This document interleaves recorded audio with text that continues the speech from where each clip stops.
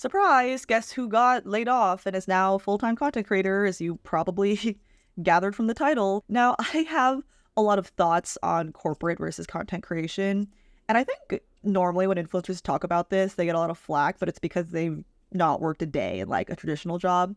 I've actually spent 5 years in corporate in 4 different jobs across 3 different industries, so I feel like I have a little more license to speak on this. I also just want to share my personal journey and how I got to this point, and, like my goals as a creator moving forward. Also, a lot of people recently, both in real life and in my comments, have been saying like I should have a podcast or they could listen to me talk for hours. And honestly, this is the type of content I consume on YouTube. It's just videos of people rambling about stuff that I can listen to while I run errands. So I figured it's the perfect time to have a little sit down, heart to heart crochet with me situation. Now, the first thing I need to clarify is I was about to quit my full-time job to pursue content.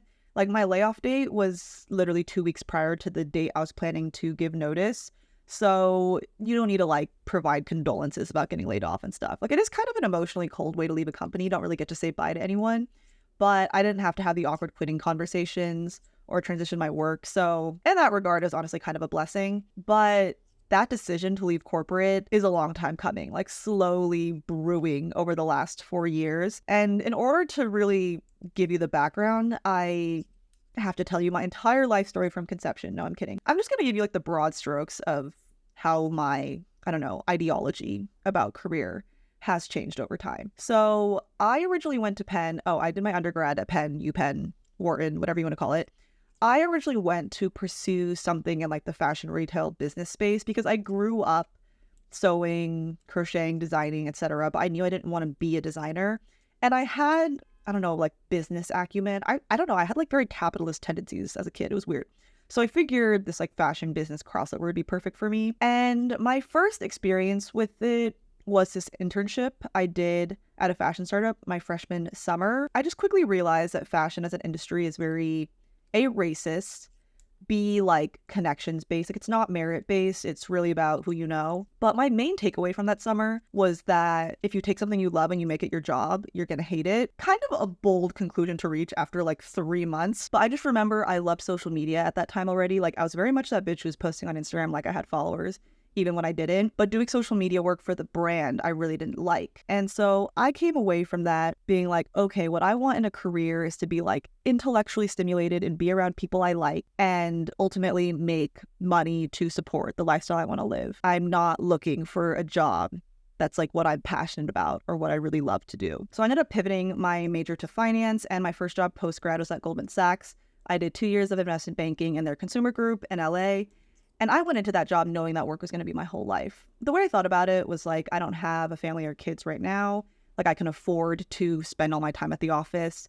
So I just viewed it as an upfront investment while I was young. And I honestly loved that job for like the first year and a half that I was there. I was like deeply overworked, obviously, like doing 80, 100-hour work weeks, but I was learning so much and I felt really fulfilled. I think it was around 6 months in that COVID hit, lockdown started. A lot of my deals were stalled for a little bit because nobody knew what was going on in the markets. And that's when I rediscovered my old hobbies, sewing, crocheting, etc. And then I think it was a year into the job that my thrift flip TikTok started going viral, and I started building this like part-time career as influencer, content creator, whatever. And for a while, I was happy doing both. It wasn't very sustainable, like I was very burnt out, but for a while I felt very fulfilled on both ends. But then things started to shift. I think my motivation when I was at Goldman, it wasn't because like I loved finance or I loved the content of the job. It was because I really wanted to prove myself, both to other people and just to me. Baking is a space that has historically been very male dominated. So even if you do get a position as a woman, there is this perception that you did not have to be as like smart or technically competent to get the role. And I just really had a fire under my ass in that sense. Like, I really wanted to slay the house down to prove that I, deserve the job just as much. And at the 1 year point, like I got my glowing reviews, I closed my first deal. And that's when I felt my motivation for the job start to dwindle because I don't inherently love finance. Like, that wasn't why I was in it. And this was also exacerbated by the fact that I had content on the side. Like, it's not a fair comparison because I was just pursuing content as a hobby. I wasn't even monetizing it at this point. But obviously, thrift flipping my little outfits was way more fun to me than making slide decks at 2 a.m. I started to build a resentment for my corporate job that I continued to have for the following years because I would have all these things I wanted to make and these things I wanted to film. And then as soon as work got busy, it felt like they were taking away the time that I was supposed to have for content, even though it's the other way around. Like my job, my employer is the one who's, paying me to work all day. So it's not a fair way to think about it, but it was the mindset that I started to adopt. And this descended into a very dark period of time in my life. I did go to another finance job after Goldman, but I was just waking up every day being expected to do this job that I really didn't want to do. And I just had no motivation and like no excitement for life in general. And it was not good. So this is when my whole, you don't have to love what you do as a career ideology started to, show some cracks. But the thing is, even during this time when my corporate job was like literally destroying my mental health, I continued to say that I would never do content full time. And I had good reasons for it. First, I was like, I don't think I'm going to enjoy it if I have to make money from it, because then I really have to anchor off the numbers and whether things go viral or not. And then it would just take all the fun out of it. I don't know. I like crocheting stuff and I like posting on social media, but I don't like moving about life in the lens of like, how do I make content out of this? Because if you want to be a full-time content creator, particularly like short form, like TikTok, some people have the luxury of finding a format that works for them.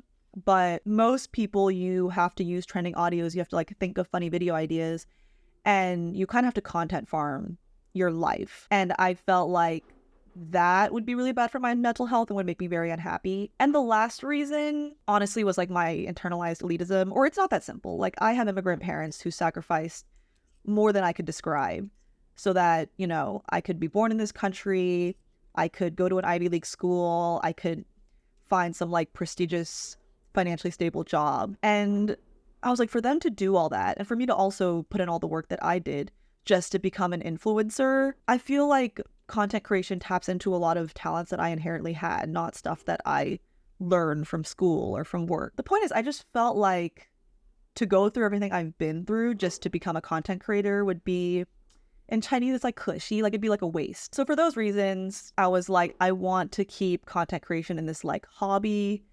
non-monetized, non-career space so that I can continue to enjoy it and it can be my escape. But eventually things started to change. I finally accepted that my finance job was making me unhappy.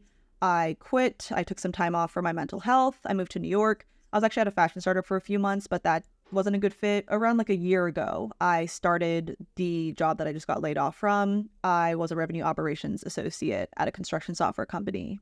If you don't know what that means, literally don't worry about it because I'm not sure I do either. But when I was recruiting, I kind of reflected on my previous work experiences and I was like, okay, the most important thing for me is like work-life balance, like getting paid well, but not having to work at 2 a.m. And then culture, like having people who are really kind and courteous to you. And kind of tertiary to that was liking the content of what you do. But I felt like wanting all three of those things was asking for too much. So that was a trade-off I made. But ironically, I think it's the fact that this job treated me so well and was generally pretty cushy that helped me realize I wanted to pursue content full time. Because with my previous jobs, I was so unhappy. Like obviously content seemed like a great alternative, but this most recent role, like I was getting paid a decent amount to not work that much. So if I just did my job and then spent the rest of my time frolicking, like I had the free time and the disposable income to do whatever I wanted, or not whatever I wanted, but you know what I mean. And instead I was still like sacrificing socializing time and fun activities to put work into content.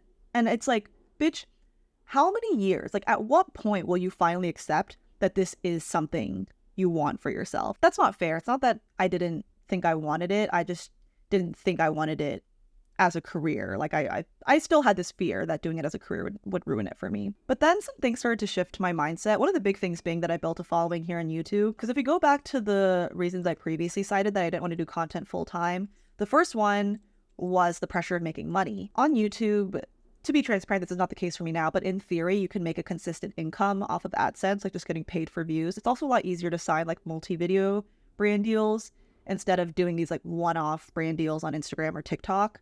The other thing I mentioned was content farming your life. The way I make content on YouTube is much more authentic to me because I'm constantly crocheting and knitting things and I'm just documenting the process and like blabbing to the camera the way I would to a friend.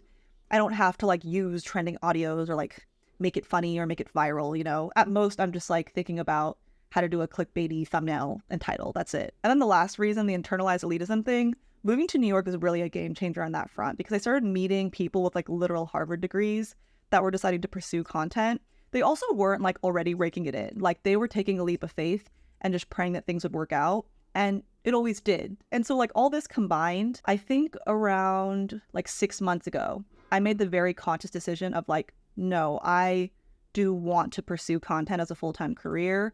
Now I'm going to put my head down and try really hard to grow and scale and get it to a point where this is like actually feasible from like a fiscal perspective. And I think ideally I wanted to get to a point where I was making something close to my corporate salary off of content before I quit, but that just wasn't realistic. There are only so many hours in the week. And like after a certain point, you just need to say like, I have the momentum, I'm gonna take the risk and hope that things continue in that trajectory. And I hit that point in around like December over the holidays. Honestly, one of the big reasons is because I went back to China with my parents. And I think spending time with people further along in life really puts things into perspective. When I'm 60, 70, I could see myself regretting the fact that I had never given full-time content a go. And the thing is, even if I flop and I barely break even the next few years, I can easily go back to corporate and I don't think I'm going to regret it. Like I gave it a chance. I lived a different lifestyle for a little bit. Like life is too short. What really sealed the deal for me was getting the support of my parents when I kind of expressed this decision. It's not as simple as like my mom just being like, yay, do whatever you want, chase your dreams, go off, girl. But they have seen me like be unhappy in my corporate job for so many years. They know that I have years of work experience that I can lean on to return to corporate if I need to. They know I have money saved up.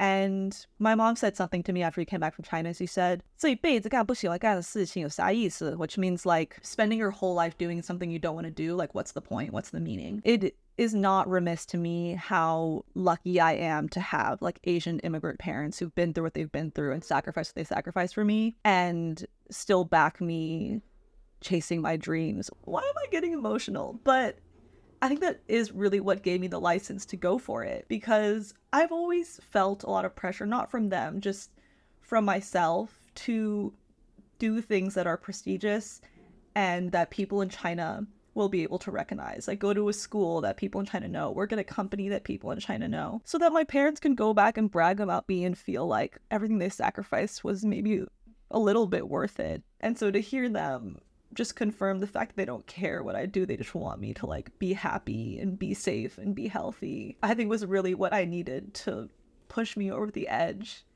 and decide to take this leap. This is so dramatic. Why am I crying right now? Okay, I've now gathered myself slightly. That was kind of cringe. Let's never talk about that again. But as you can see, the decision to pursue content full-time was not a simple or easy one for me. I am so excited for this new chapter though. And it's funny because I was going to film this dramatic I quit my corporate job to become a YouTuber type video. Obviously didn't get to because they laid me off first, lol. But that video was going to have all these like goals and resolutions for my new era. And I'm actually glad I've waited until 3 weeks into the full-time content gig to record this, because I'm already so much less idealistic. Okay, actually, before I get to my personal struggles, I wanted to respond to some of the discourse I've seen on TikTok and just give my personal view on corporate versus content. First thing is money. I mean, there is something to be said about having a salaried job. Like I see people pursue content full-time straight out of college a lot more often because they're already making money. They're like, let me just see if I can make more. But if you have gotten used to a regular paycheck, it is so hard to throw that away and put yourself in a position where you don't know when your next paycheck is. Like I know a lot of creators who are making more than enough off of content, but they cannot quit their corporate job because they're like, I may have raked it in the last 12 months, but I have no idea if I can replicate that in the next year, you know? So if you are more risk averse, you want to hold on to that peace of mind. The next thing is how much you actually work to make your bag. And this one, it just depends so much. Like I have friends who have enough followers that they can make like 5 figures or close to that off of one brand deal. So if they just do like 1 to 2 ads a month, they're good to go. Obviously you have to post like non-ad videos, but they are not working 40 hours a week. And then I have friends who are working 24/7, like on their content grind and making less than someone would make in a corporate job. It just really, really depends. But the biggest thing for me and the biggest thing that I see people talk about is the scope of work and this concept of being your own boss. And trust me, as someone who has felt so trapped by the corporate world and having to be tied to my laptop 24/7, I very much recognize the luxury of making your own schedule and having that freedom. But it's like being an entrepreneur and running your own business. Like the amount of work is limitless. I never finish my work for the day. I literally go to bed every night thinking about the 100 other things that I want to do for my socials.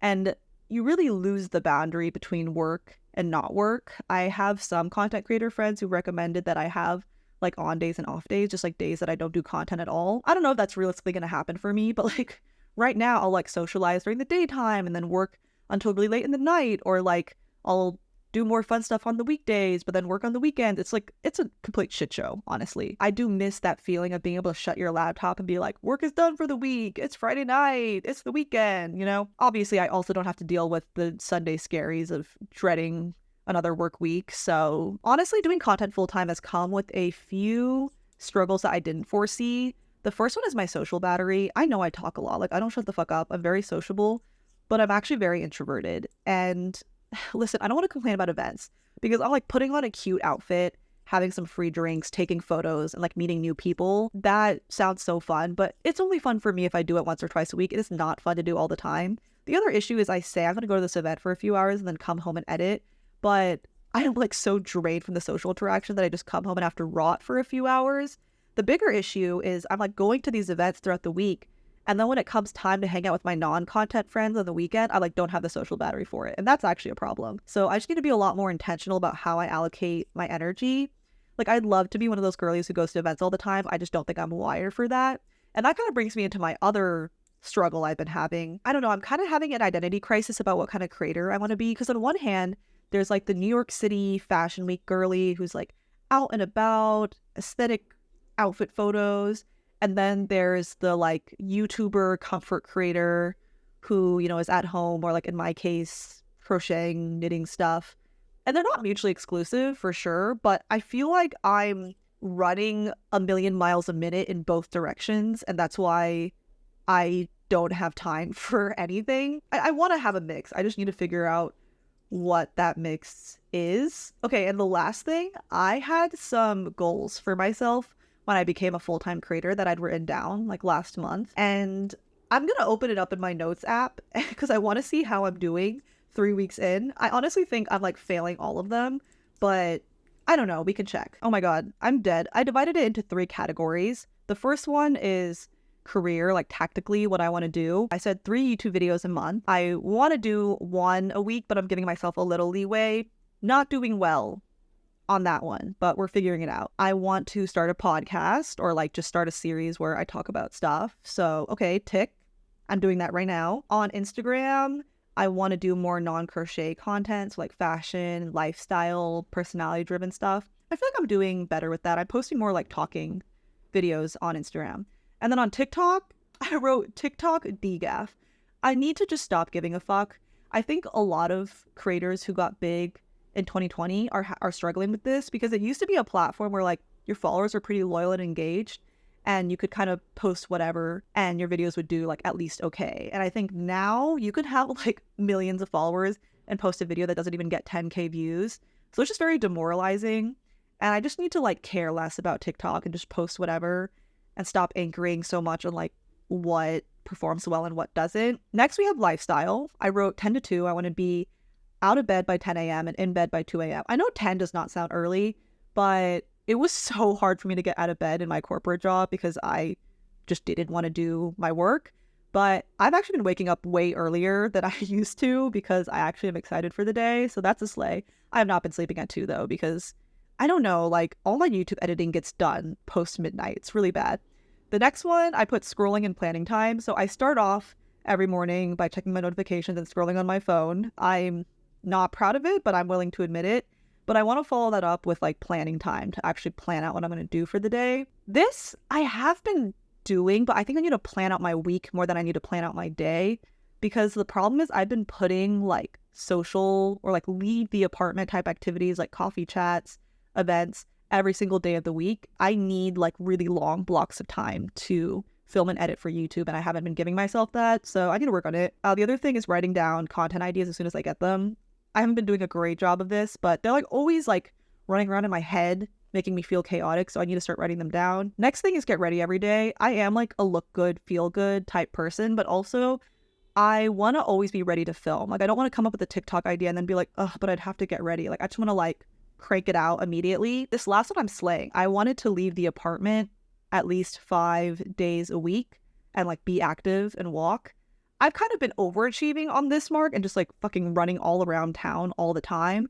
Like I'm burning so many calories from walking, but that's good because I used to be sedentary for literal days at a time in my corporate job. Okay, and the last section is mental. This is the most important one by far.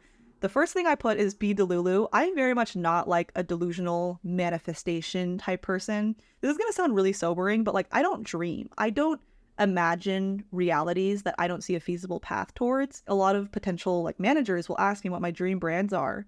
And it's like embarrassing because I'm like, I don't think about working with these big brands because it doesn't feel like it's a possibility for me right now. And so I really want to start thinking about like, if I could have whatever I wanted in the world, what do I want? And like start working towards it. The next thing is to put your blinders on and not compare yourself to others. This obviously applies no matter what industry you're in, but especially in content, you only see other people's viral videos.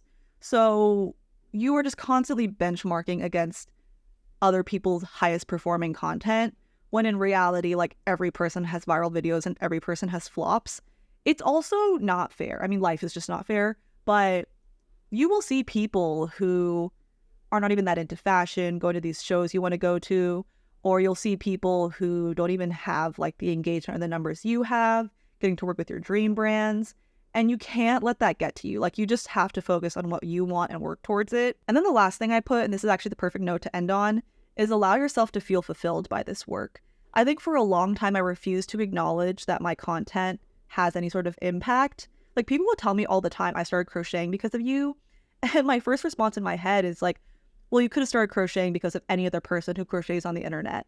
And it's like, no, like you have something special to offer and your content obviously has value or no one would watch it. So whether it's inspiring someone to learn to crochet or inspiring someone to make a certain piece, or just being like a big sister voice because I am older than most of the people who follow me, the stuff I put out matters and it has influence on people's lives beyond just like influencing them to buy shit, obviously. I need to allow myself to be proud of what I do. You know, I think that's something that I really struggle with just in general. Okay, but I think that brings us to the end of today's extremely long video. If you've made it this far, you are truly a real one. Let me know if you want this to be a series, because I would love to make more of these. And I also want to release it in like podcast format on like Spotify or Apple Music so people can just listen to it when they're out and about. And let me know what else you want me to talk about. But yeah, thank you so much for tuning in, and I will catch y'all in the next one.